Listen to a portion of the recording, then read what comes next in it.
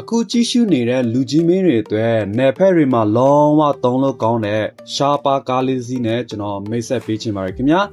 ဒီကားလေးဟာဆိုရင်ကီလို3200ကျော်သာမောင်းရသေးတဲ့အတွက်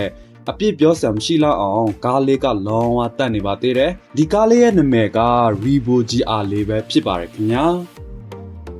ဒီကားလေးရဲ့အားသာချက်နဲ့အားနည်းချက်တွေကိုပါဒီဗီဒီယိုထဲမှာတစ်ခါတည်းကျွန်တော်ရှင်းပြပေးသွားပါမယ်ခင်ဗျာဒီကားလေးရဲ့အဓိကအားသာချက်ကတော့8လပိုင်း2020 model လေးဖြစ်ပြီး engine gear နဲ့ fuel စနစ်တွေကလုံးဝအသစ်အတိုင်းပဲ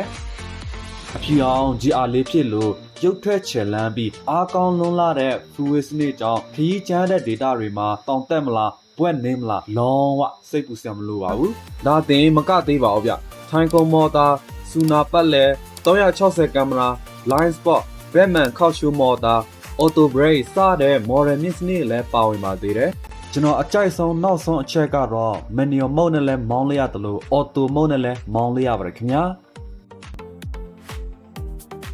သူရဲ့အားနည်းချက်ကတော့ license မဲ့ဖြစ်တာတစ်ခုဖြစ်ပြီးကြံလာတော့အကုန်လုံးကောင်းပါတယ် license မဲ့ဖြစ်တဲ့အခါကျတော့သူ့စင်းနှုံးနဲ့သူတော့ရမ်းတန်ပါတော့နေဘက်မှာဆိုတော့ဖုန်းတွေကတ်နေတာတော့မစမ်းပါဘူးပေါ့နော်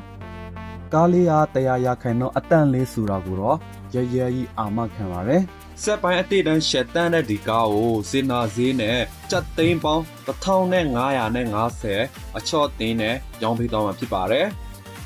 မော်ဒယ်မြင့်2020ဖြစ်တဲ့ဒီကားကတော့